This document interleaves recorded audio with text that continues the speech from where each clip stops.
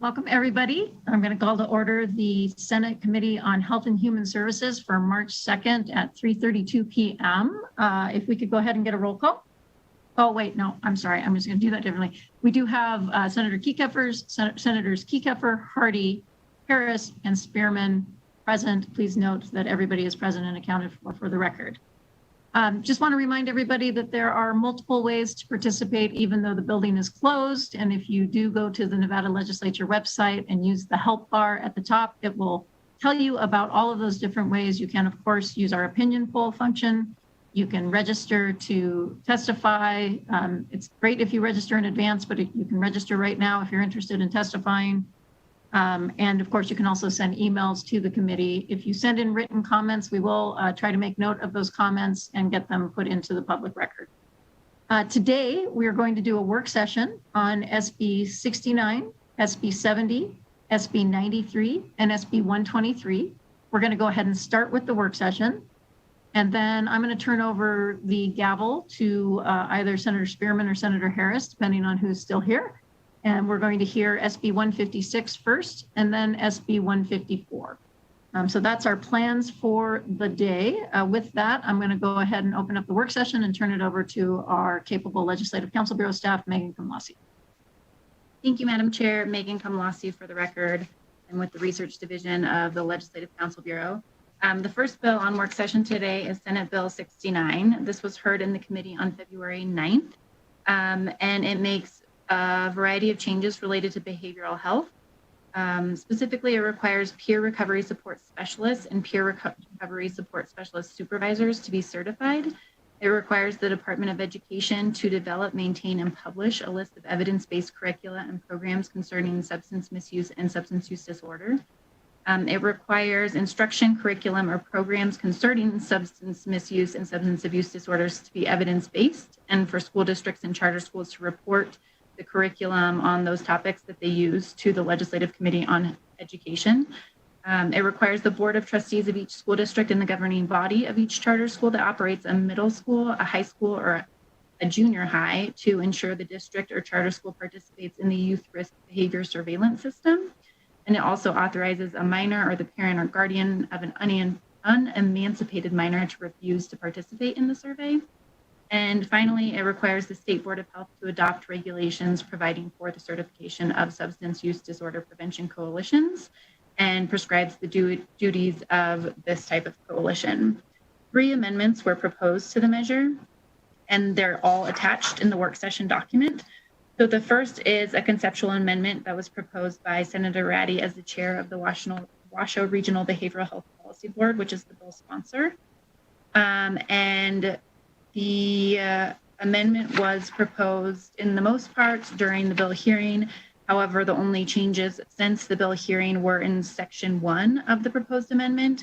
And so it requires, this portion of the amendment requires a person to be certified by the Nevada, this relates to peer recovery support specialists or specialist supervisors, and requires them to be certified by the Nevada Certification Board or its successor organization if the person holds themselves out as a peer recovery support specialist for adults. So this is specifically the big changes that we're focusing on people who are at least 18 years of age, or peer recovery support specialist who supervises the provision of peer recovery support services to adults.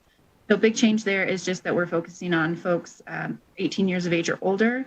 And the other piece that's different in subsection 2 of this part is that it must be a person who receives compensation to provide or supervise the provision of peer recovery support services to adults as part of his or her regular job duties.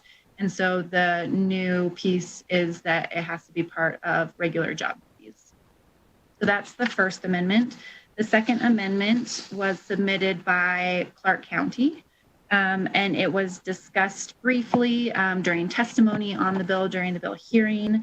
And essentially this conceptual amendment would require any employer of a peer support recovery specialist or peer support recovery specialist supervisor who works with children to conduct a background check through DHHS. And they did ask that we clarify that it's not a background check through the Division of Public and Behavioral Health, but rather through DHHS's statewide central registry for collection of information concerning the abuse or neglect of a child, and allow that peer support recovery specialist or supervisor would only be disqualified from employment working with children if they had a substantiated report of abuse or neglect of a child as defined in specific sections of Nevada revised statutes or their equivalent in any state in which they've lived in the past 5 years. And then the amendment would also allow a child welfare agency to establish a process and criteria for waiving the results of a background check for providing peer support recovery specialist or supervisor services. And similar requirements already exist in NRS in statutes related to background checks for employees of small child care establishments. And then the third proposed amendment to this bill was proposed by Clark County and Washoe County public defenders, and it would just delete section 16 of the bill, which currently provide for the assault and battery on a peer support specialist or peer supervisor as a misdemeanor. So it would just delete that section of the bill. Thank you, Megan. So just a couple comments for the members of the committee. First of all, as you can probably tell from the amendments, the representatives of the board and the presenters of the bill did meet with and discuss all the requests for amendments that came up during the hearing, and the work product that you see in front of you reflects those decisions. We do have a representative from Washoe County, a representative from the public defenders, and of course myself as the sponsor of the requester of the main amendment, here and available if you have clarifying questions on any of those amendments. The other piece that I wanted to say at this time was to thank Eric Robbins and Megan Kamlasi, who have done a lot of work on this particular bill to meet with lots of different stakeholders, and then to specifically to Mr. Robbins to help us understand how we could do what they were requesting within the confines of NRS. So thank you for the amount of time that the two of you have put into this bill.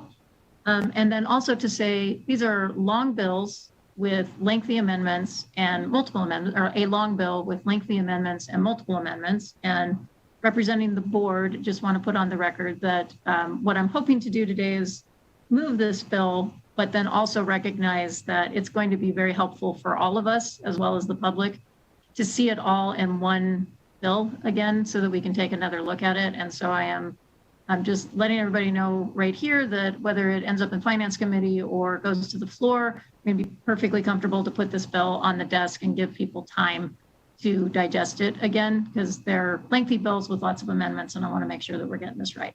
So with that, I will open it up to the members of the committee to see if there's any clarifying questions.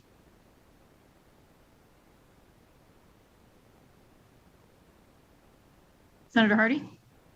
Thank you, Madam Chair. By and large, I appreciate Senate Bill 69. I was concerned about the successor organization that is undefined and have some disquiet about it. I will be voting no on this, but reserving my right to change the vote on the floor when I've seen everything come together with the amendments. Thank you. Thank you. I'm sure. Senator Keycupper. Thank you. I'm going to go sort of the opposite direction of my colleague, and I'll vote yes for now, but reserve my right when we see the full bill. Some of my concerns specifically related to some of the scope of practice and potential overlap, and ensuring that this was entirely contained as people doing this work for compensation. But for now, I'll support it and see what it looks like. We get it on. Great. Anyone else? All right, then I'll go ahead and ask the secretary to call the vote. Senator Chair, Hardy. I'll make a motion to amend. Oh, yeah, right. Nothing to vote on without a motion. Thank you, Senator Harris. Let's try that again.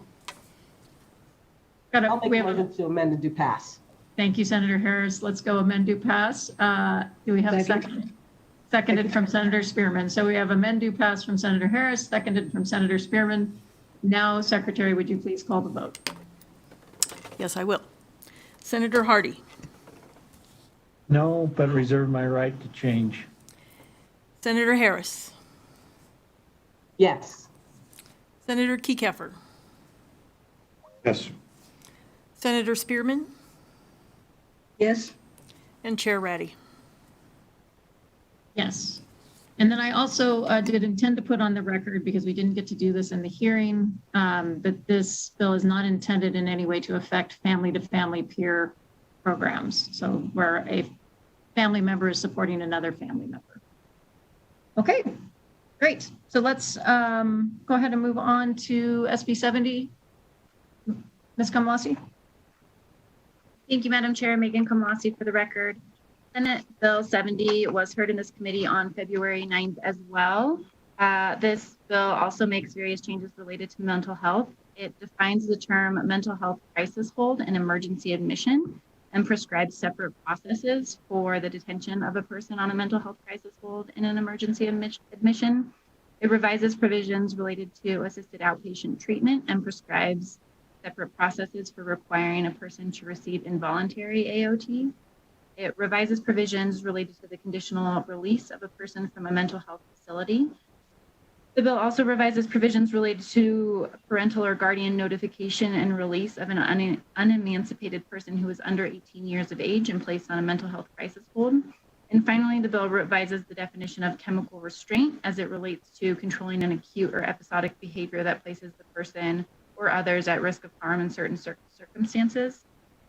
The attached amendment was submitted by Jessica Flood, the Regional Behavioral Health Coordinator for the Northern Regional Behavioral Health Policy Board, during the bill hearing. However, there were a number of changes following the bill hearing, and Ms. Flood is available to discuss those changes or answer questions related to the amendment. Okay, committee. Again, Ms. Flood is here for clarifying questions. Is there anybody who'd like to ask a clarifying question or make any comments before we take a vote? Senator Hardy. Thank you, Madam Chair. I have to go on the record of appreciation for Jessica Flood and taking time to spend some time with me on this. I have some concerns still on any other person and protecting civil rights. I will be voting no with the right to change my mind on the floor, looking forward to further discussions, but I do not want to hold this up. Thank you. Thank you. Any other comments on this one? Madam Chair. Senator Kekeffer. Yeah, same dance, different song. Yes, I'll be voting yes on this one with the right to change to a no on the floor if I get uncomfortable when the final language comes out. But I certainly appreciate what we're trying to do. Thank you. And again, acknowledging that this was another long bill with another long amendment. So I too am looking forward to seeing it all in one space when it comes out of drafting with the amendments incorporated. Any other questions or comments for this particular bill? All right, I'm looking for a motion.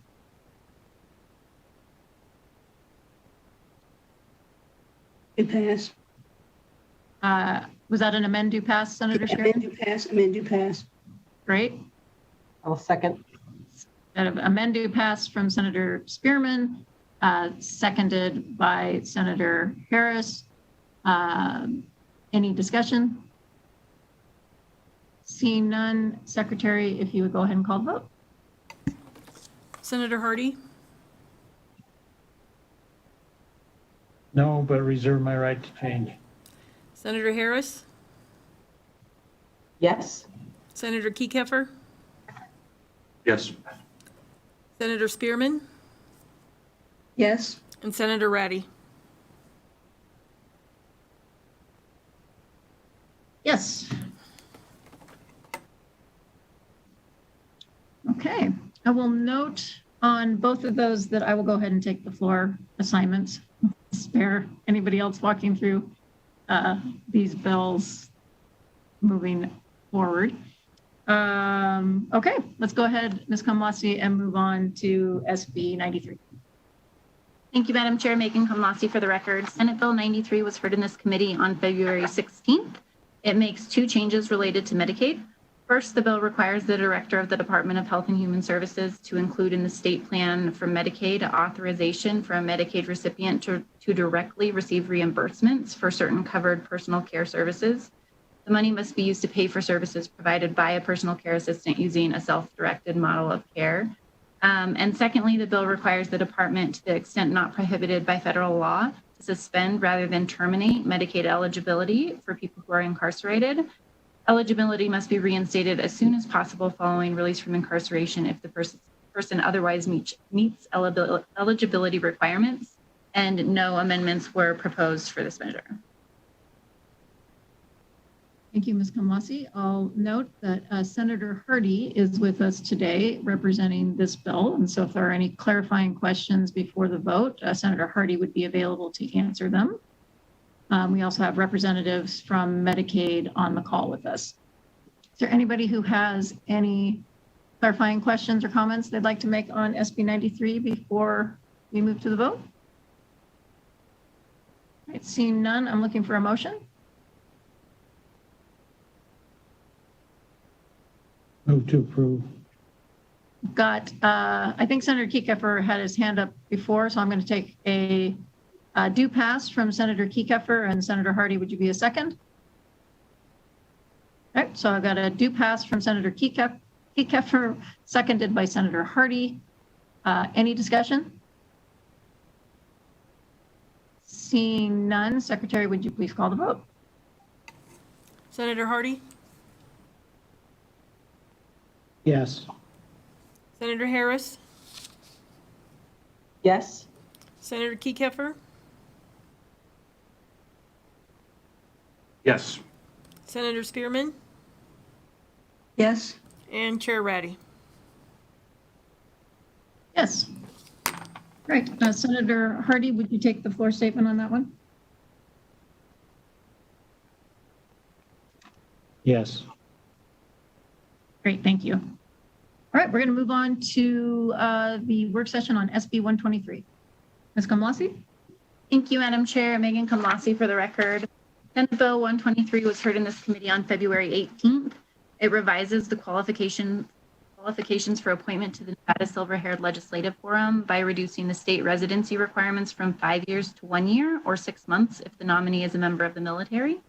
It also reduces the senatorial district residency requirement from 3 years to 30 days. In addition, SB 123 revises the state residency requirement for an ex officio member of the Nevada Silver-Haired Congress to vote on matters considered by the Congress from 5 years to 1 year or 6 months if the person is a member of the military. And during the bill hearing, Senator Spearman, the bill sponsor, proposed the attached conceptual amendment. And the amendment would revise the bill so that the residency requirement for in-state residency would be 6 months for all nominees, regardless of whether a nominee is a member of the military.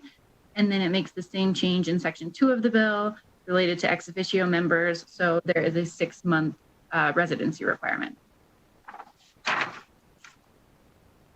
Thank you, Ms. Kamlasi. For this particular bill, Senator Spearman is here to represent the bill if there are any clarifying questions. Does anybody have any comments or clarifying questions before we go to a vote? Seeing none, Secretary, would you please call the vote? Move to approve. Oh. It's like I've never done this before. Senator Hardy, thank you for your motion to, I believe that was a do pass. Yes. Can I get a second? Second. And Thank you. So I've Chair, got a, was yes. that amend and do pass? Yes. Yes. So Senator Hardy, I believe you meant amend and do pass, and Senator Spearman, I believe you, your second was to second that amend do pass. Is that correct? That's all correct. All right. Thank you, everybody. All right. It takes a village to get a bill out of this committee. So with that, Secretary, would you please call the vote? Senator Hardy, Yes. Senator Harris, Yes. Senator Kieckeffer, Yes. Senator Spearman, Yes. and Chair Ratty. Yes. And Senator Spearman, can I assume that you would like the floor statement on this one? Fantastic. All right, team. I think we made it through our first work session. We've moved 4 bills along. They all have a person assigned to do the floor speech. So hopefully we're in good shape. So with that, I am going to turn the committee over for the time being to, I'm getting a message, Senator Spearman, that LegOps is getting ready to hear your bill. Did you want to go over to that committee? I'll dash out for a minute and then I'll come right back. Okay, great. Well, then I'm going to go ahead and turn the gavel over to Senator Harris. And Senator Harris, if you would chair the meeting, we're going to start with Senate Bill 156. Okay, well, let's go ahead and open up the hearing on SB 156 then. Welcome to our very own chair, Senator Ratty. Please begin when you're ready. Thank you, Senator Harris. So I am very pleased to be bringing forward Senate Bill 156 on behalf of the Senate Health and Human Services Committee. I asked the committee to sponsor this bill rather than me as an individual because this bill does build off of significant work that's been done in the state, taking a look at how do we modernize our response in the state of Nevada to a person who is experiencing a behavioral health crisis. I'm going to ask Morgan Briscoe, who is on this call, to share her screen, and we're going to watch a brief video.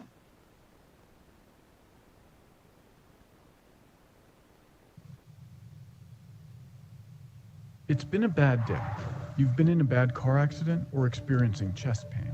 Fortunately, there is an emergency medical system built to respond immediately to your crisis. Now rewind.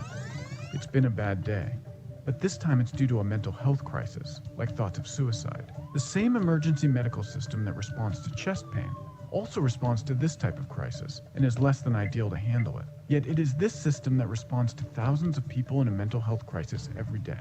In general, everyone in a mental health crisis gets routed through an emergency department. There, a person in crisis often waits between 18 hours and 3 days for connection to mental health care. This approach is difficult for patients and wastes a lot of resources.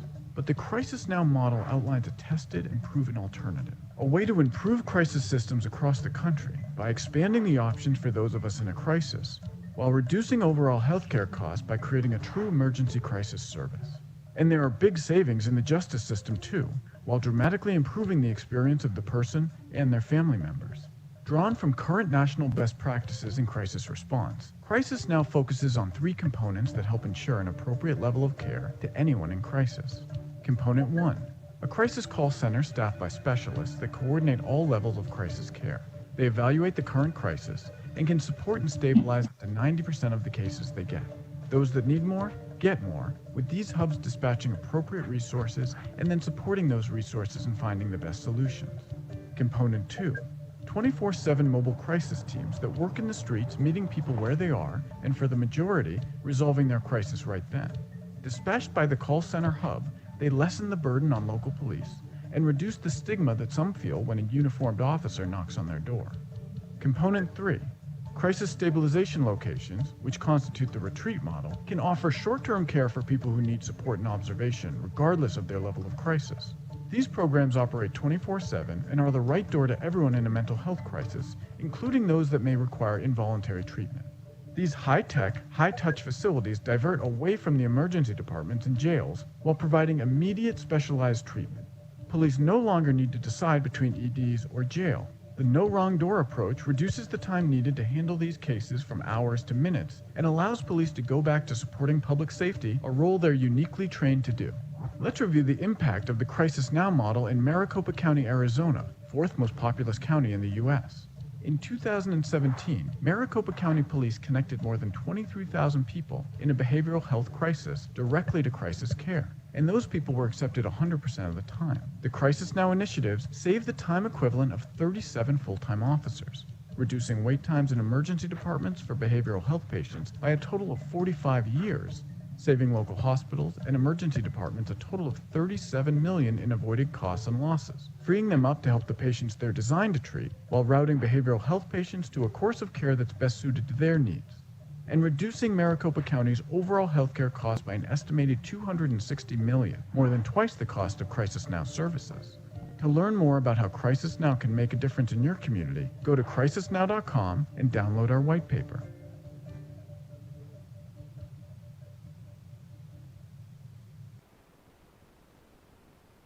Thank you, Morgan. So I am super excited to be bringing forward a group of bills that will help the state of Nevada take some steps forward to rebuilding our crisis response system to address the needs of a person who is in the middle of a behavioral health crisis. As the video alluded to, right now, somebody calls 911 and that operator on the other end of the phone is going to ask police, fire, or medical. And for many families or individuals who are experiencing a behavioral health crisis, they don't really fit into one of those categories. And so starting with some good work that was done in Maricopa County, but then now other states across the nation, Colorado, Oregon, many other states have started to adopt and build out a specific system that is designed to address behavioral health. I want to be clear that I think that this is has significant overlap between sort of the criminal justice reform and social justice reform work that we've been trying to tackle as a state, as well as the appropriate behavioral health response.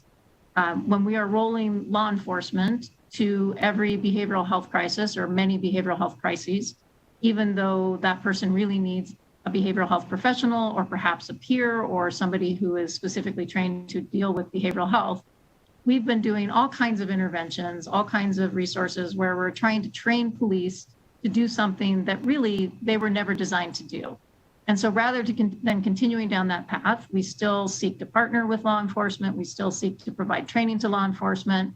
But rather than trying to, if you will, put a round peg into a square hole, we're more interested in building out an appropriate behavioral health response that partners with law enforcement, but whenever possible, does not include law enforcement, because for many people who are experiencing a behavioral health crisis, an interaction with law enforcement can sometimes be re-traumatizing.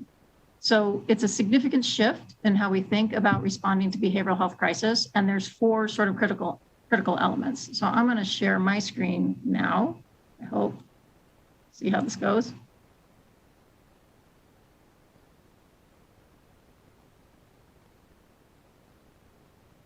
Was I successful? Can you see the screen, the slide? Fantastic. So all credit again to Dr. Woodard and her team who've been working on this initiative.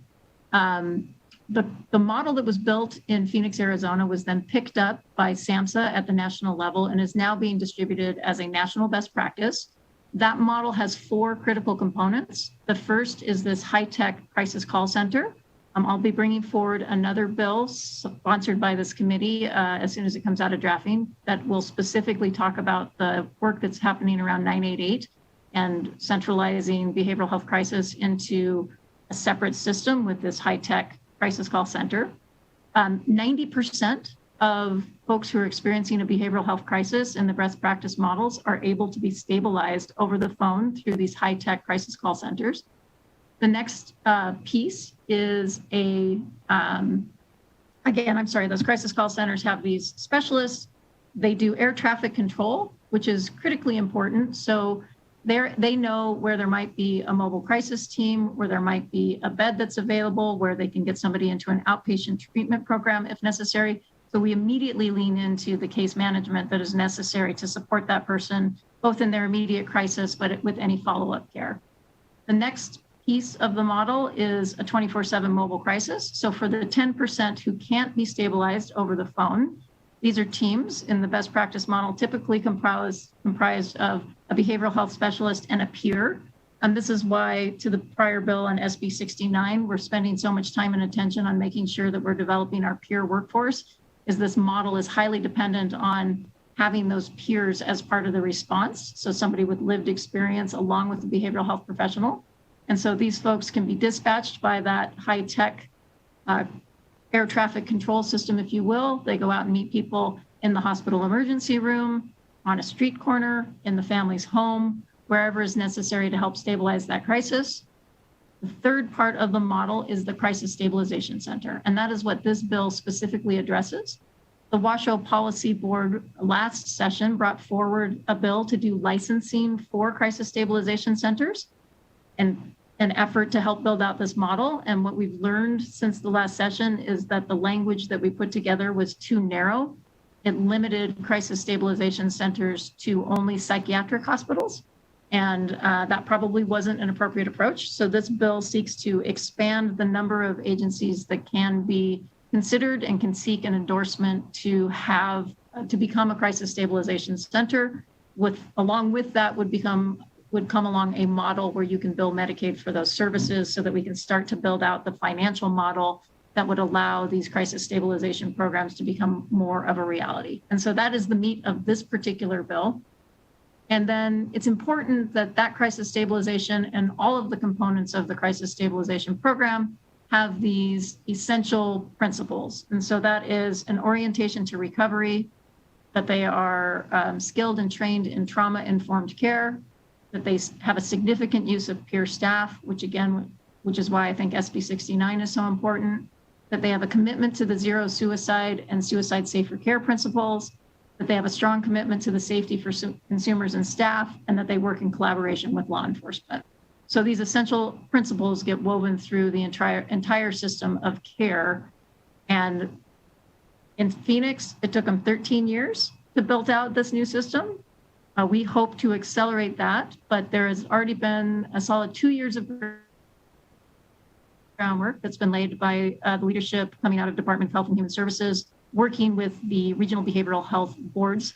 I was lucky enough to be invited to a field trip to Phoenix, Arizona to see their program in practice. And I was sold that this is the direction that we need to move as a state. I think that the best outcomes are going to be for patients, that they're getting a better, immediate, more positive behavioral health crisis response. But there also are some long-term savings that could potentially benefit both local governments and the state, local governments in the ability to redirect the significant amount of resources that law enforcement agencies are spending right now towards behavioral health crisis back towards public safety, and for the state not having folks sitting in hospital rooms, which is not good for the patient, in hospital emergency rooms, which is not good for the patient, but is also not good for our budget. So with that, I'm going to turn it over to Dr. Woodard and Dwayne Young to correct me if I've said anything wrong or add any color that they may like to add to the overall presentations, and then we will be happy to take questions on the bill. Good afternoon. My name is Dwayne Young, and I'm Deputy Administrator for the Division of Healthcare Financing and Policy. Thank you to Senator Ratty for the opportunity to allow Medicaid to speak. Also with me is Dr. Stephanie Woodard, Senior Advisor of Behavioral Health for DHHS, to answer questions. As the Senator pointed out, the goal of this bill is to modify the provisions of Assembly Bill 66 from the last session. The removal of the 16-bed requirement would assist in allowing current psychiatric facilities to overcome the burden of creating a hospital within a hospital. Expanding this to acute hospitals will allow them to be endorsed and reimbursed to provide a higher standard of care to individuals already presenting within their emergency rooms. These cases can then be triaged to the most appropriate levels of care. The division has met with multiple facilities and hospitals willing to participate in models such as Crisis Now and MPIV should these restrictions be removed, allowing for greater flexibility and a reimbursement mechanism for Medicaid that is higher than the observation codes and would allow these facilities to provide a higher standard of care, as well as recruit and retain more professionals in behavioral health to work and staff these areas.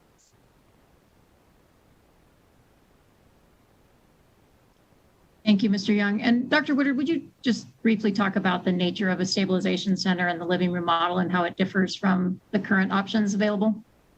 Sure. So the National Association of State Mental Health Program Directors issued a number of policy briefs several years ago, looking at the need to move what they said beyond beds. So currently, if you look at the model, the majority of individuals who are in a behavioral health crisis, more often than not, will end up in an emergency room where they may or may not end up with specialty psychiatric care. and oftentimes are waiting hours, if not days, for an appropriate placement.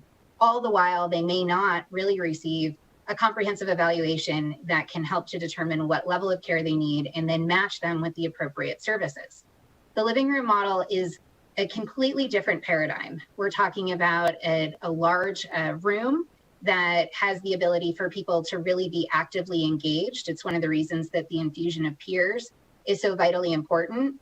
We're really working with individuals where they're at related to their crisis, actively engaging them in problem solving and de-escalation. One of the reasons that we see the need for hospitals to be able to do this is because we also recognize the need for safety should an individual need additional supports or access to a bed. But these living room models are really considered warm and welcoming. You don't have staff behind large plexiglass windows. Usually the way that they are designed is really to invite a lot of opportunity for individuals to engage with treatment providers and peers in meaningful interactions. Great, thank you. And I think an important concept here is this is a subacute model and is meant traditionally to be 24 hours or less. And so if a person can't be stabilized in that period of time, then the next step would be to put them into an appropriate level of care that would be an inpatient facility. If they can be stabilized, then it is making sure that they are discharged with a good case management plan that gets them into outpatient care, medication if they need it, whatever their particular plan is. So with that, I think we'll go ahead and close the formal part of the bill presentation and open it up for questions. Senator Kieckeffer, do you have a question? Yes, I do, Madam Chair. Thank you very much. So these would be sort of Mr. Young, you said sort of hospital within a hospital. So you anticipate that some of these would be built out within some of our existing acute care facilities? Thank you for the question, Senator Kieckeffer. Dwayne Young for the record. So currently the way the language is written is with the 16-bed requirement. It really wasn't advantageous for current hospitals and psychiatric facilities to do this because it's very expensive to run a separate 16-bed facility. Striking that language as it is in the bill, and then also for the allowance of acute hospitals, would allow them, would have a separate area within the hospital, but they wouldn't have the restraints on the bed count.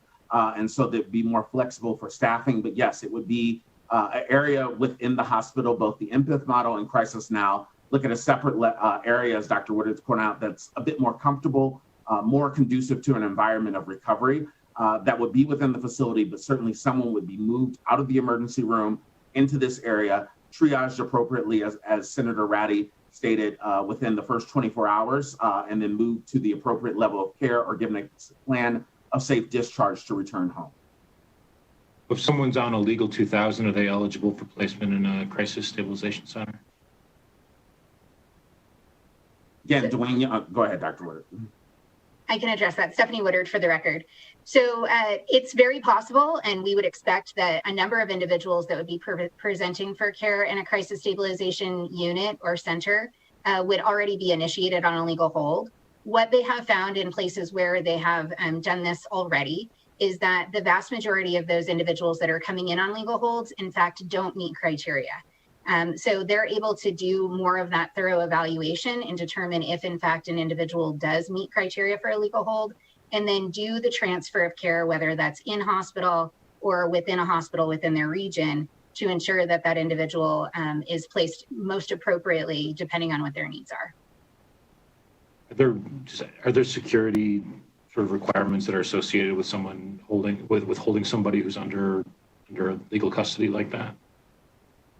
Stephanie Woodard for the record. This is one of the reasons that we really wanted our crisis stabilization units or centers to be in existing hospitals.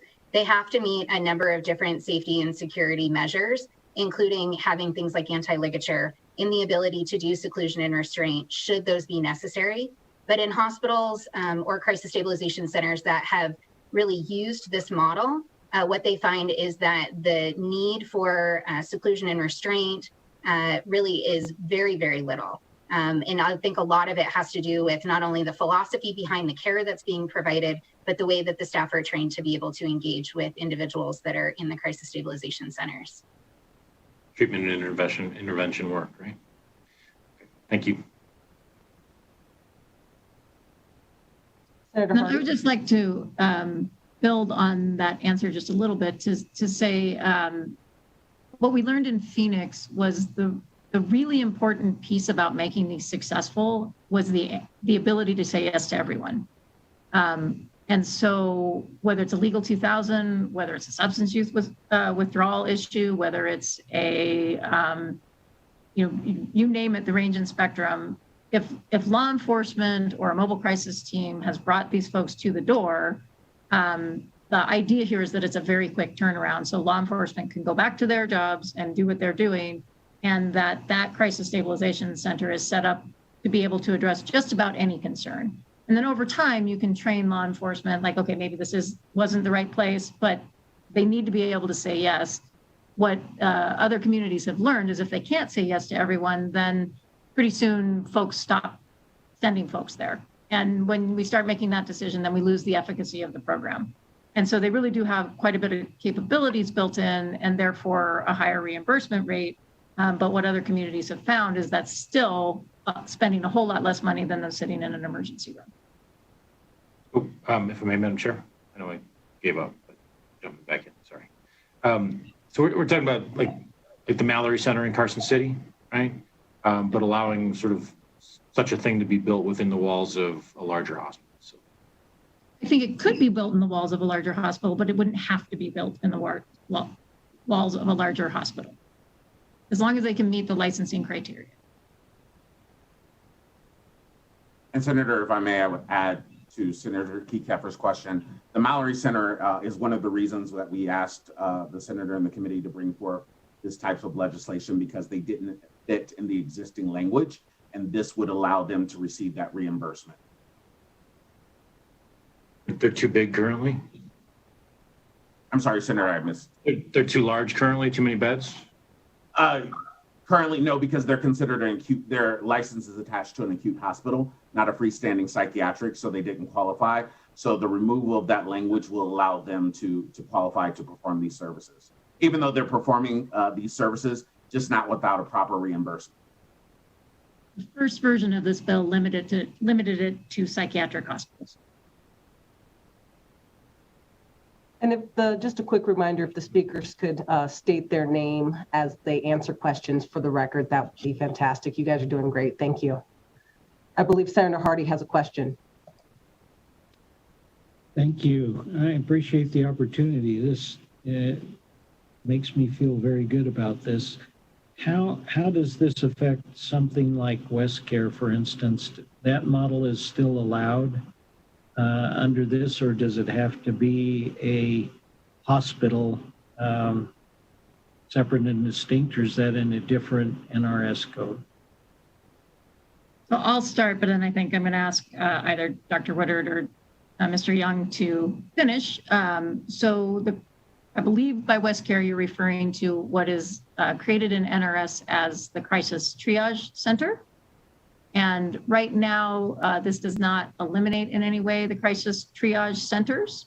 The Crisis Triage Centers have evolved a little bit differently, I think, than anybody had anticipated, and they've perhaps evolved a little bit differently in Clark County than they have in Washoe County. They don't meet the full need of a robust crisis behavioral health crisis stabilization. And so we do believe that this is needed in addition to what is happening in CTCs. Thank you. And Chair Reddy, I have a couple of questions. One, it seems to me that, homelessness is often co-occurring with a mental disorder. Is that something that, would these stabilization centers be set up to offer some type of services for people who are homeless and also experiencing a mental health crisis?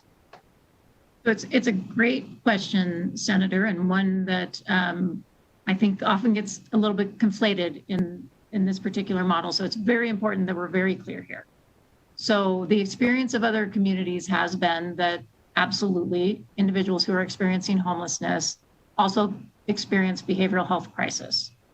And it has absolutely been that if you have a more appropriate behavioral health response, then you have a higher likelihood of helping that individual to move out of homelessness and into a more stable situation. However, not every individual who is experiencing homelessness who comes through a crisis stabilization will get housed. Their behavioral health crisis will get stabilized. There will be a significant effort, and because of the high-tech, high-touch air traffic control system and ability to connect them back to a case manager that they're already working with, services that they're already connected with, because we'll have that case management embedded into the system, if you will. But we can't guarantee that everybody who gets their crisis stabilized will be ready and willing to then go into housing. But it does dramatically increase the odds that that might happen. I just wanted to ensure that they wouldn't be turned away at the door, because they are homeless. So thank you for that. I guess my next question is to, and maybe this will come in the steps 1 and 2 to this process, but is there any way to ensure that if an officer for some reason responds, that they will be taking people to the crisis stabilization center versus jail? Someone may be a bit combative and is now assaulted an officer, and so they're going straight to jail. I mean, is there some way to ensure that when picked up by an officer that they actually end up at one of these centers? It's a great question. It doesn't necessarily relate directly to this bill, and so there will be another bill where we can dig into that deeper, and that is the 988 system. So that's coming. That's a teaser for you. What I will say is that what's incredibly important for the whole crisis stabilization system is that there is a strong partnership with law enforcement. And a big part of that is working with, not necessarily actually with the law enforcement that's out in the field, but with dispatch, making sure that the appropriate dispatch is happening for every situation. And so there will be situations where somebody who's experienced a behavioral health crisis who is putting themselves or others in such a level of danger that a public safety response is appropriate. And there will be other situations where a person is experiencing a behavioral health crisis where law enforcement will never be dispatched because there isn't a public safety issue. And so I can't say that there's a one size fits all or a guarantee. But where the model really works is when you dispatch the right response for what is happening on the ground. And that is the learning that we have to do together with law enforcement, dispatch, and behavioral health professionals to make sure we're getting the care that people need to them. Well, I'll say one last thing. I absolutely love this bill. Thanks for bringing it.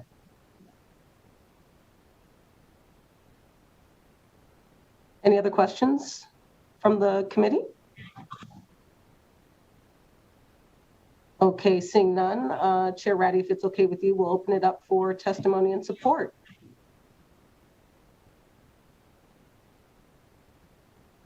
Thank you, Chair. Callers to testify in support of the bill, please press *9 now to enter the queue.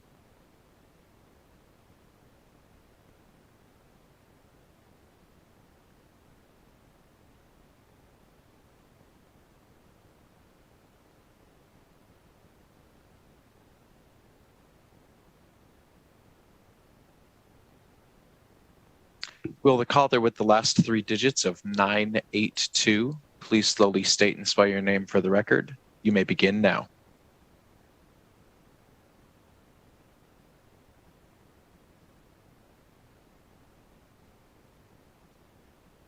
Once again, caller with the last 3 digits of 982, please slowly state and spell your name for the record. You may begin now.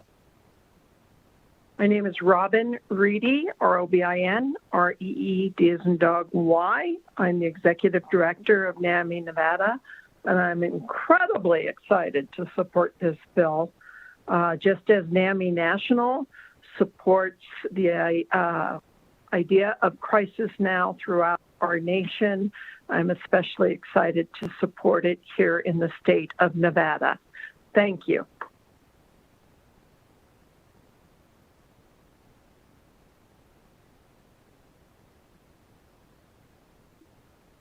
All right. Will the next caller with the last three digits of 220, please slowly state and spell your name for the record, and you may begin now.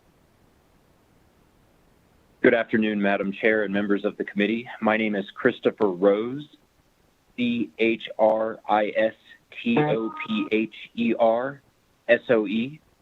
I am with Strategies 360 representing the 8 Valley Health System acute care hospitals.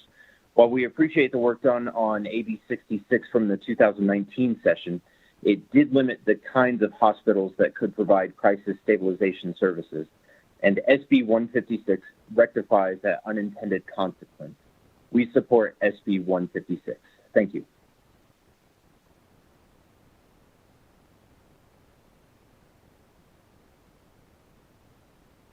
Madam Chair.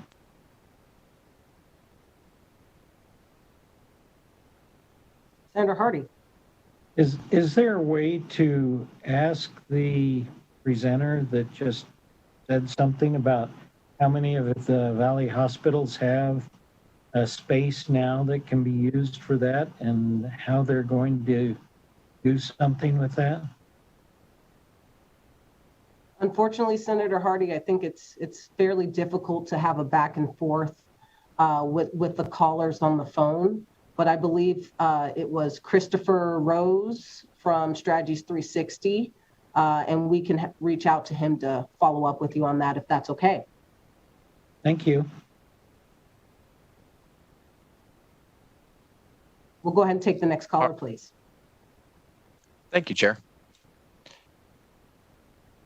Will the caller with the last three digits of 680 please slowly state and spell your name for the record? You may begin now. Hi, this is Taryn Hyatt, TARYN with the American Foundation for Suicide Prevention Nevada chapter. We just want to thank the Madam Chair for this amazing bill. I oversee our Utah and Nevada chapters, and to see crisis services be improved and implement the zero suicide strategy of improving access to care and specifically suicide safe care. We know that this bill will save lives. So we, again, are in strong support and just appreciate the good work being done in the state of Nevada and by all of you. So thank you so much for your time.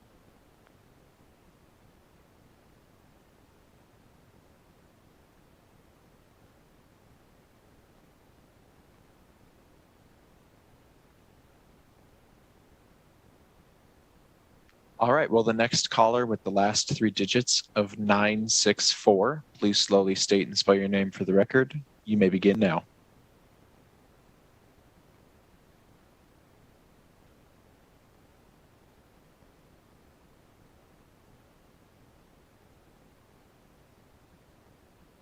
Once again, will the caller with the last three digits of 964, please slowly state and spell your name for the record. You may begin now. For the record, my name is Mary Walker, MaryWalker. I represent Carson Tahoe Health. I'm here in support of SB 156 relating to Crisis Stabilization Centers. First, I'd like to thank Chairman Ratty and the Interim Legislative Committee on Health and Human Services for submitting this bill to the 2021 Nevada Legislature. SB 156 is a mechanism to incentivize local hospitals to provide crisis stabilization services. And it's a great way for the state to partner with local hospitals to provide these services, thereby potentially greatly expanding access to these critical services throughout Nevada. Thank you, Madam Chairman and members of the committee, for allowing me to speak today. I hope everyone's doing well.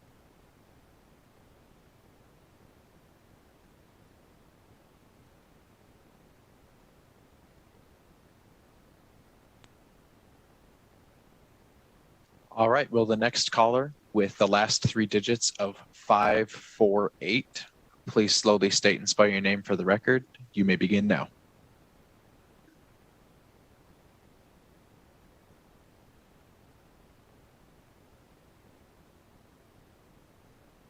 Once again, will the caller with the last three digits of 548, please slowly state and spell your name for the record. You may begin now. This is Joan Hall, JoanHall. Hall, representing Nevada Rural Hospital Partners. NRHP is very supportive of licensed hospitals being allowed an endorsement as a crisis stabilization center. We have seen other states successfully using this type of service to increase access to the most beneficial behavioral health care in an appropriate setting. There are several frontier critical access hospitals in Nevada who are very interested in providing this type of service. So I already told Senator Ratty I had one but if, and that is Section 1, subsection 5B, requires proof that the hospital is accredited by a Commission on Accreditation of Rehabilitation Facilities or the Joint Commission.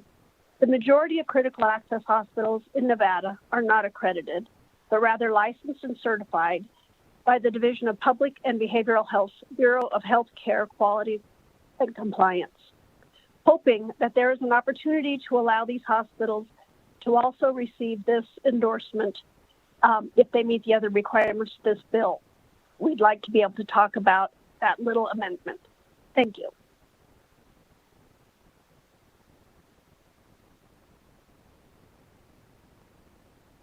All right, if there are any more callers wishing to testify in support of SB 156 and you've just joined us, please press star 9 now to enter the queue.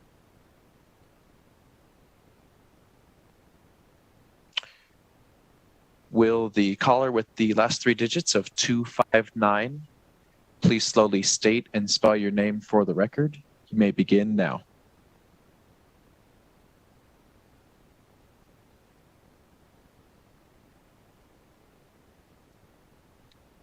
Once again, caller with the last 3 digits of 259, please slowly state and spell your name for the record. You may begin now.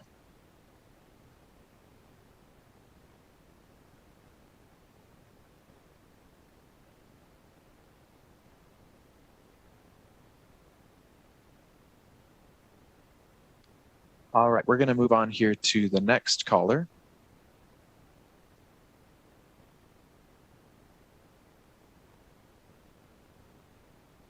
Will the caller with the last 3 digits of 170 please slowly state and spell your name for the record?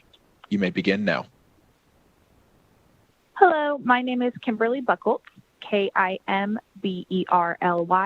Last name B as in boy, UCHHOLZ.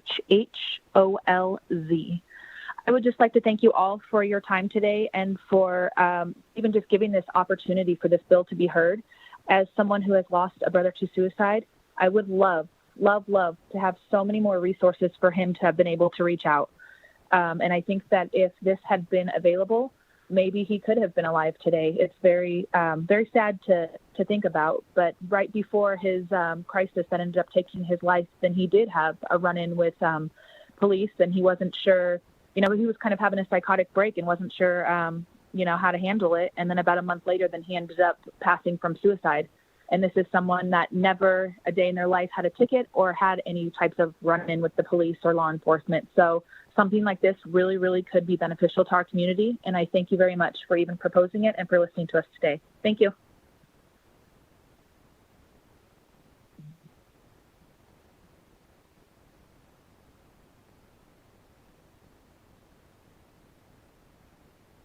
All right, Chair, at this time, there are no more callers wishing to testify in support of the bill. Okay, if we can, let's move to anyone who'd like to testify in opposition to Senate Bill 156. Absolutely. For any callers wishing to testify in opposition to SB 156, please press star 9 now to enter the queue.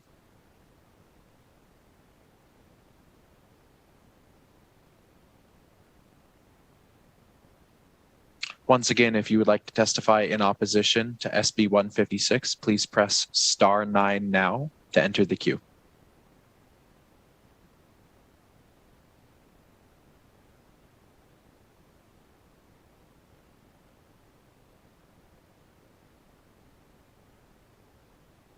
All right, Chair, it doesn't appear that there are any callers wishing to testify in opposition to the bill. Okay, let's go ahead and open it up to neutral testimony. Absolutely. If you would like to testify in neutral to SB 156, please press *9 now to enter your place in the queue. Once again, if you'd like to testify in a neutral position to SB 156, please press *9 now.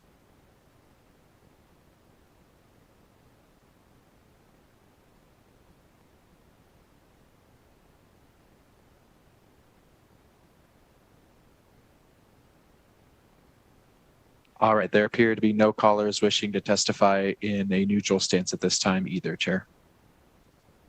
Okay, it's my understanding there may be some people who are on video who would like to testify in the neutral position. And I'd invite them to turn their cameras on or raise their hands if they'd like to do so at this time.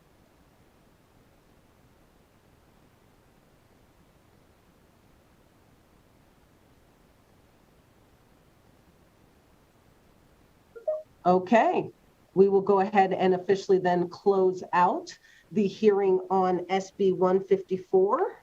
And I will turn the gavel over to Vice Chair Spearman to open up the, 156. And I'll turn over to Vice Chair Spearman to open up the hearing on 154. Madam Chair, if I could just make a closing comment on. Please do. Thank you. Just by way of closing, I did want to note the comments made from Joan Hall regarding the accreditation at the rural and frontier hospitals, and pledge that that is definitely something that we will look into, because we definitely want to make sure that this model is available in as many Nevada communities as possible.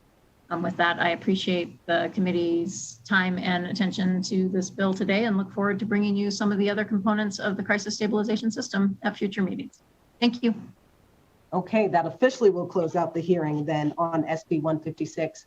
And again, I will turn it over to Vice Chair Spearman to open up the hearing on SB 154.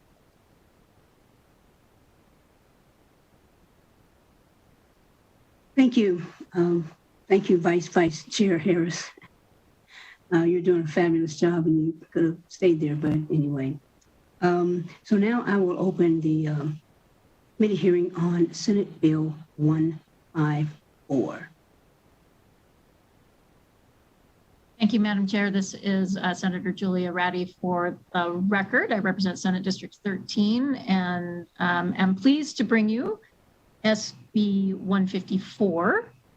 This is a bill that came out of the Interim Committee on Healthcare, also focused on behavioral health challenges. Building off of the last bill that we heard, it's wonderful if we're going to get to a place where 90% of people who are experiencing a crisis can be stabilized over the phone. Another 8 or 9% could be stabilized by a mobile crisis team, and another percentage could be stabilized in a crisis stabilization center.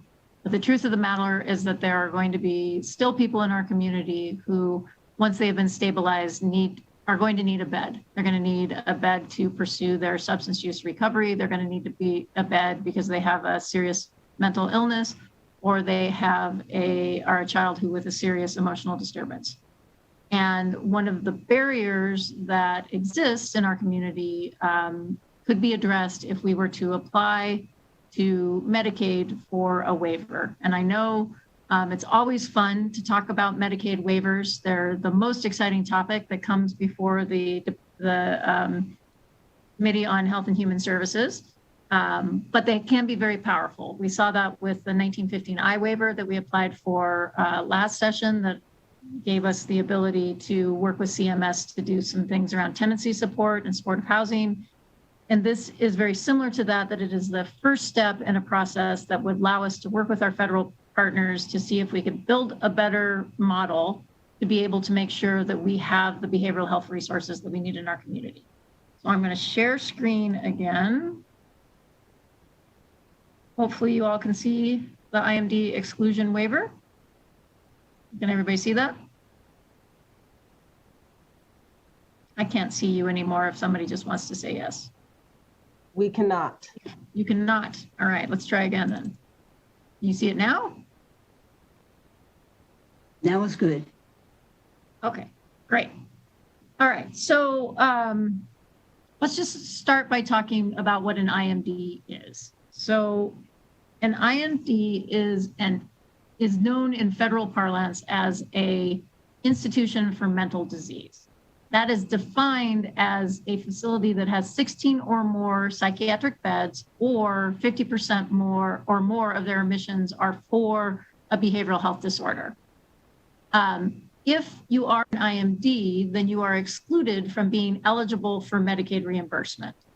So that means that if we wanted to invest in more beds in these kinds of settings, it would be 100% general fund. It would mean that we would have to do that all with state dollars. And in reality, that doesn't happen. And then there is not a business model that works in our community that allows us to get to the number of beds that we need. So this exclusion, if you will, from Medicaid reimbursement creates this roadblock for patients who are experiencing these challenges. So how do we get rid of that roadblock? The first step is this bill. So what this bill does, what we've learned is that we kind of get caught in a vicious cycle where if the legislature hasn't authorized Medicaid or directed Medicaid to apply for a waiver, then they don't have the budget authority needed to move forward with that waiver. And they can't really figure out how much programs are going to cost without going through a very extensive process with the Centers for Medicaid, CMS, let me just say CMS. And so then we just get caught in this cycle and we don't make progress. So what we have learned is that if we start with the budget bill, this bill that directs them to apply for the waiver, then that allows for some analysis that allows us to figure out if it really makes sense to move forward. That's kind of the bottom line of it. And so in this case, this is a Medicaid waiver that does allow for Medicaid match to be used in these facilities, but it does require that it be budget neutral over the course of 5 years. And so some of the challenges that we run up against is there's usually some startup costs and there's usually some upfront investment that needs to happen to get these services underway. Once these services are underway, we save money on the back end by, again, diverting folks out of emergency rooms and higher expense services and facilities. So that's the nature of a Medicaid waiver. That's just generally how they work. And so the idea here would be step one, we pass this bill. Step two, the waiver application is put together by DHCFP, our State Department of Medicaid. They go through that extensive process. Many other states have done this. Actually, those numbers are a little bit outdated. We've got more than, it's in the 30s now of states that have done it for substance use disorder treatment, and we're closing in on 10 states that have pending approval for the serious mental illness and serious emotionally disturbed. And then after we get that approval, then we can come back and start doing, actually implementing some of this treatment. So bottom line, the point of this bill, the problem that we're trying to solve is there is not enough access to care for behavioral health.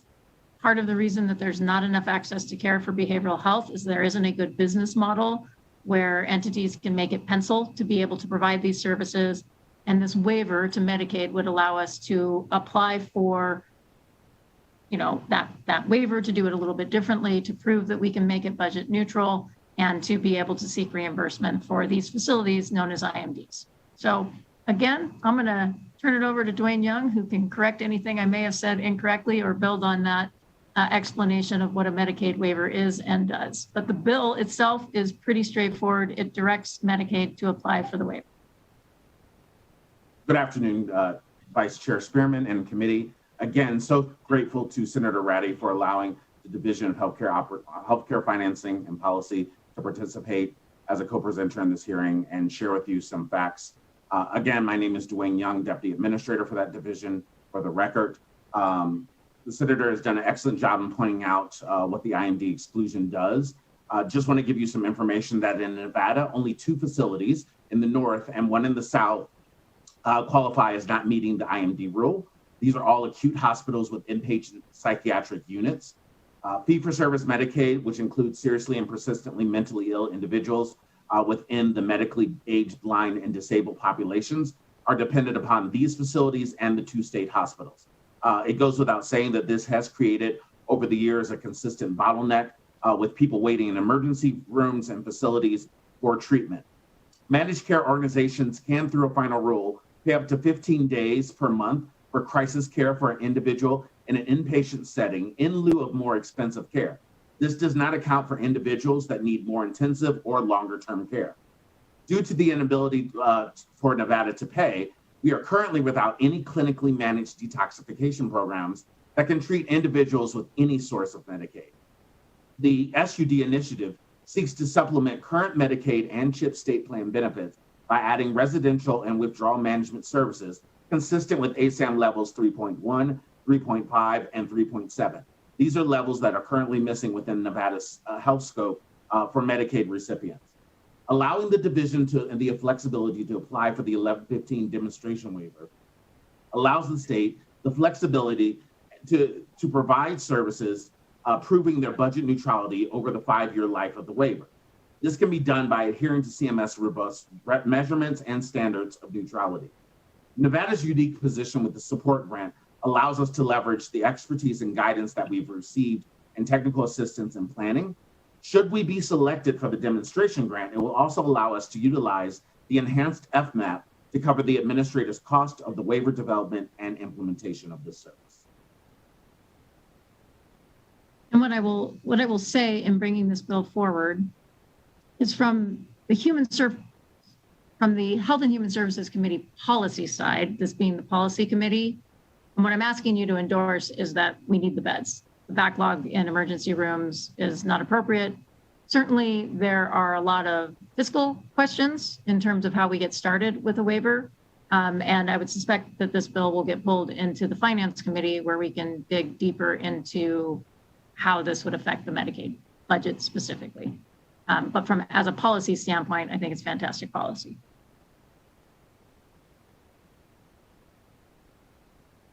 With that, I don't think we have much more to add. Again, the bill itself is pretty simple. It just directs the Division of Healthcare Financing and Policy to apply for the waiver. So we stand ready for questions. Thank you, Madam Chair. Committee members, any questions? Madam Chair, Vice Chair. Thank you. I think Senator Reddy, the slideshow indicated that I think 4 states have this waiver. Is that right?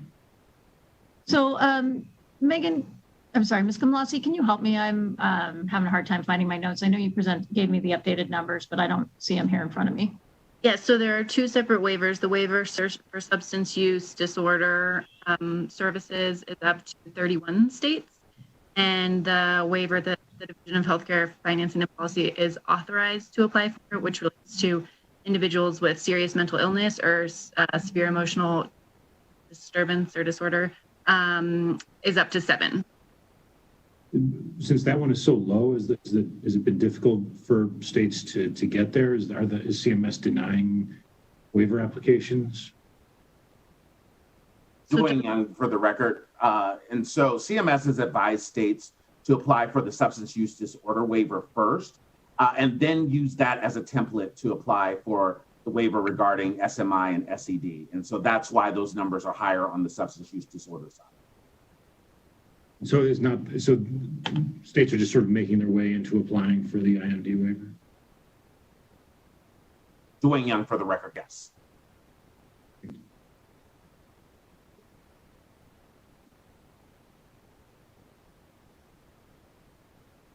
Senator Harris.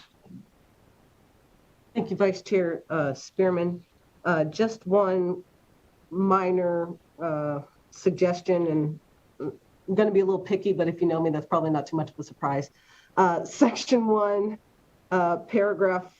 Section 1, subsection 4, paragraph B, defines a child with a serious emotional disturbance and exempts mental disorders designated as a code V disorder in the DSM.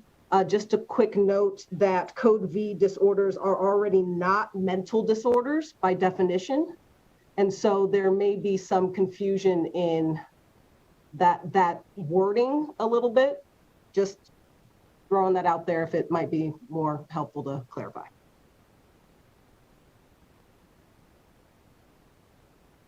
As the sponsor, I'll say I have nothing to say about that because I barely understood what you just said, but I'll ask Mr. Robbins if to look into it and make sure that we have the clarity that you're asking for.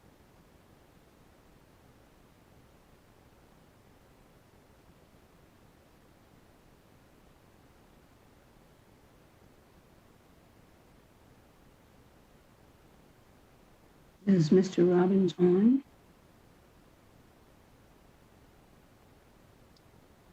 I know that they're often being pulled from these meetings for drafting, so we can ask him to follow up later. Oh, looks like I apologize. I'm listening in and drafting right now at the same time, so I missed the question. What was the question? So, Mr. Robbins, and I'll just refer to the line 36, it refers to something other than a mental disorder designated as a code V disorder. And the DSM makes it clear that code V disorders are not mental disorders. And so that may be just a little duplicative. And again, it's just a picky point and probably doesn't have too much impact, but there may be a slightly cleaner way to get at that. Okay, we're happy to look into any revisions that might be necessary. I appreciate it. Continue on to your good work of drafting. Senator Hardy, did I see your hand? You have a question? I hate to admit it, but I have no questions, only accolades for this bill. Thank you. Thank you. I don't see any other hands up. Anyone else have a question? Madam Chair, I just have one question. I guess this might even apply to the previous bill. Will there be any funding to make sure that law enforcement is trained in recognizing the mental illness? If they're called to a crisis, someone who is having a psychotic break, will there be anything done so that the family that called doesn't wind up planning a funeral for the person who was ill in 4 days? Thank you, Senator Spearman, for the question. It's an important question, and you are specifically alluding to or asking about training. So what I will say is that this particular bill is not about the crisis intervention. So this particular bill is, we're well past that intervention, and this is a person who is now been evaluated, and they are being offered, and in some cases mandated, to be in a substance use disorder treatment facility or a psychiatric treatment facility where it's an inpatient bed. So for this particular bill, we're several steps past that call to a law enforcement officer and crisis stabilization.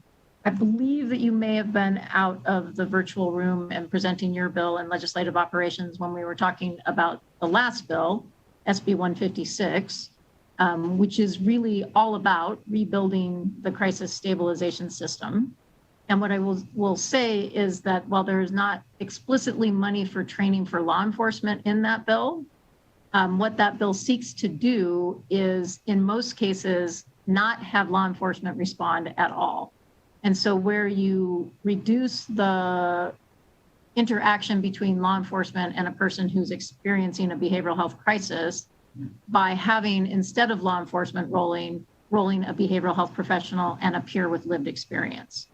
So while it does not specifically, to your question, address training for law enforcement, I think there's another bill that's coming. Again, I'm just going to keep doing a teaser because there's an important part of the Crisis Stabilization Center, which is the crisis call line and how we dispatch and who we dispatch where, that will come forward in another bill. So I guess I'm asking for a little bit of a parking lot for that question. The direct answer is no, there's no funding in this bill or any of the other bills we heard today specifically directed at training for law enforcement, but overall, multiple bills working on dramatic improvements to the crisis response. And in most cases, trying not to roll law enforcement, but making sure when we do roll law enforcement that it's a better outcome. And the angels all sang hallelujah. Thank you. Are there any additional questions from committee members? Seeing none, then I will open it up for those who are in support of Senate Bill 154. Callers, if you would like to testify in support of SB 154, please press star 9 now to enter your place in the queue.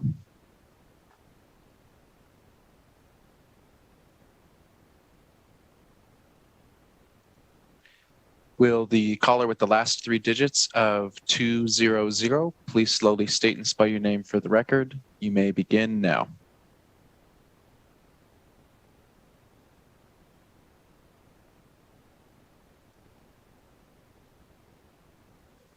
Caller with the last 3 digits of 200, please slowly state and spell your name for the record. You may begin now.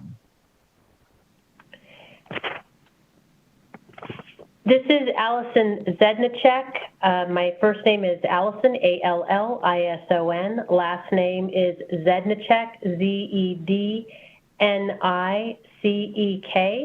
I am the CEO at Desert Parkway Behavioral Healthcare Hospital in Las Vegas and the interim CEO at Reno Behavioral Hospital in Reno, Nevada. So I wanted to just thank everyone for listening to this bill. I've been awaiting something like this for the last 10 years of being in a leadership role here in Nevada. And so I'm in support of currently as a what we would be called an IMD person or an IMD facility. This would increase access exponentially, especially in the north where it's limited. And when I'm working with our hospital CEOs, the biggest and the directors of ERs is that the majority of patients that are remaining are waiting for state beds and on Medicaid. There is a gap in service because we are not able to treat patients and be compensated for Medicaid, often acquiring quite a bit of charity when we have patients with Medicaid. We're also 30% less costly than the short-term acute hospitals, so the IMDs in the long run, there would be a cost savings. I think this would also, and I shouldn't say think, I know this would also help bypass the ERs so that there is a direct relationship that we have with the MOST team in the north, CR team, mobile crisis, Metro, police officers, REMSA, all the agencies that are responding to these crises in both communities. Our full intention would be to partner and be able to bypass that ER and come directly to us.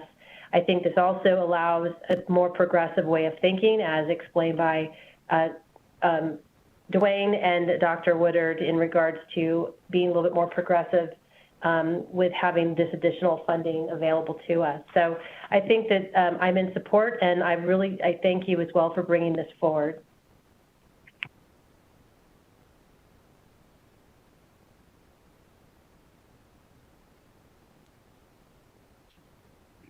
Will the caller with the last 3 digits of 982 please slowly state and spell your name for the record? You may begin now. My name is Robin Reedy, R-O-B-I-N-R-E-E-D-Y. I'm the Executive Director of NAMI Nevada Committee. NAMI Nevada believes that SB 154 will allow for payment of mental health treatment delivered in inpatient settings known as IMDs. People with mental illness should have access to a full range of treatment options, and inpatient psychiatric care is essential for some people's treatment. The IMD exclusion is discriminatory and has had a real-life impact on people's ability to access needed treatment. Sadly, we know what happens when people don't get the treatment they need when they need it. They can end up in jail or on the streets, leading to worse outcomes for the person, greater pain for their family, and a higher cost to the state and the federal government. We thank you for bringing forth this bill, and we are in immense support.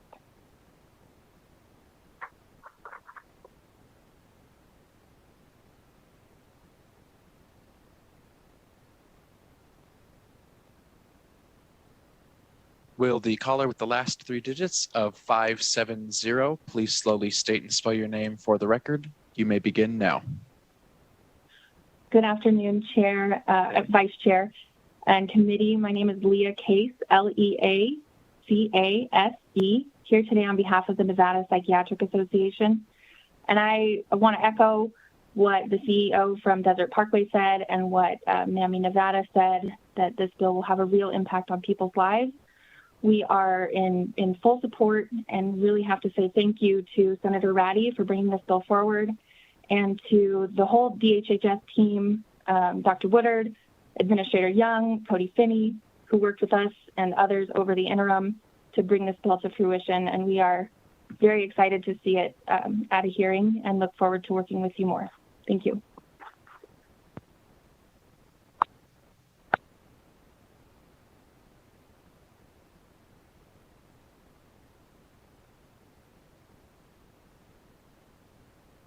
Will the caller with the last three digits of 120 please slowly state and spell your name for the record? You may begin now. Good afternoon, Madam Vice Chair, members of the committee. Stephen Cohen for the record. Stephen with a V, Cohen as in the Assemblywoman. I just want to echo previous remarks and kind of picking up where NAMI left off. I kind of think that we need to, and I'm happy to work with stakeholders on this, to clean it up. That if services are able to be provided in the community rather than institutional settings, I think it's long past time that Supreme Court decision known as Olmstead, as you may hear come up multiple times throughout the session, was passed in 1999. The program that resulted here in our state came into fruition in the early 2000s. And here we are in 2021 and kind of now dealing with, as a result of a global pandemic, a greater mental health crisis. With that, Madam Vice Chair, thank you, and I yield. Sir, are you still on? Is he still on? I don't think he gave us the spelling of his name. Cohen, like and work. I can ask him to unmute again if you would like, Chair. No, just need the spelling of his name. Madam Vice Chair, I think we have it. Thank you. Okay, just wanted to make sure. Thanks. Thank you, sir. Chair, at this time, there are no more callers wishing to testify in support of SB 154. So we will go to opposition now, and 3 minutes per caller. If there are any callers wishing to testify in opposition to SB 154, please press *9 now to enter your place in the queue.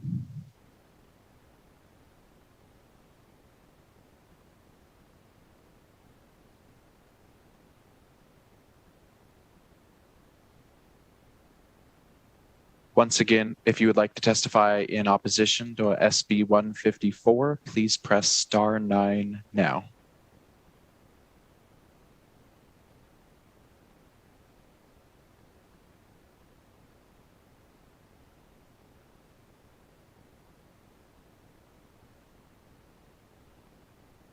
Chair, at this time, there are no callers wishing to testify in opposition to the bill. Okay, we will now go to neutral.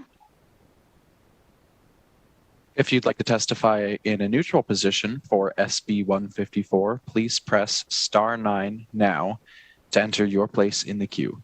Once again, to testify in a neutral position, please press *9 now.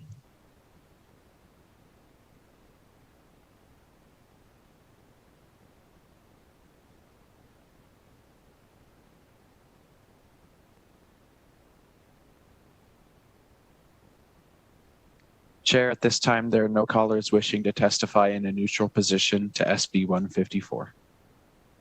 Okay, thank you. And I'd just like to ask those questions just in case someone didn't hear the first time or is having mechanical difficulty. So with that, Madam Chair, would you like to have additional words? Yep, just a quick closing, mostly of gratitude. First of all, I'd like to address some gratitude to the Nevada Psychiatric Association. They have advocated for this bill at the Washoe Regional Policy Board, at the Interim Committee for Healthcare, they were the ones who put together the lovely graphic that I used today. And so I just want to thank them for continuing to be wonderful advocates for this concept and supporting this bill. And then I'd like to thank, again, the Department of Health and Human Services, and specifically Dwayne Young and Dr. Woodard, for their work on making sure that this bill was viable and something that we can move forward. So again, team effort on this one, and I'm just appreciative to all of the folks who are much smarter than I am, who've been figuring out where the gaps are in service and trying to come up with good ideas to address them. With that, I appreciate the committee allowing me the time to present this bill. Again, Senator Julia Ratty from Senate District 13. Thank you. Thank you, Madam Chair. And with that, I will close the hearing on Senate Bill 154, and I will turn the gavel back over, the metaphorical gavel back over to our chair. And you don't have to walk now. Thank you. So I did just want to note that both of the bills that we heard today were referred to this committee on Monday, and we scheduled them for a hearing on Tuesday, which is a very quick turnaround. And while clearly some folks were able to catch it and were able to participate today, that if there's anybody out there who are just learning about this bill and these bills and have some input that they would like to give, we will hold off a bit to do the work sessions just to make sure that given the short turnaround from referral from floor to committee to scheduling of the bills, that folks have an opportunity. So just know that please reach out to me if you have additional input. Our next committee hearing, for those of you who may need to run off to something else, we're going to be dark on March 4th. We'll be back again on March 9th, Tuesday of next week, and we will be hearing, I believe we are scheduled to hear 2 bills at that point, SB 5 and SB 40. So we hope you'll join us next Tuesday, a little bit more notice on those.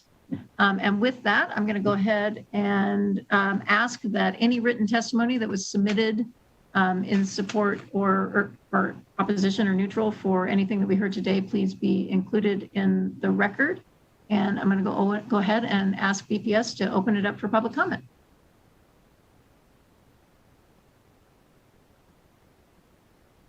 Thank you, Chair. Callers, if you would like to give public comment, please press *9 now to enter your place in the queue. Once again, to give public comment, please press *9 now.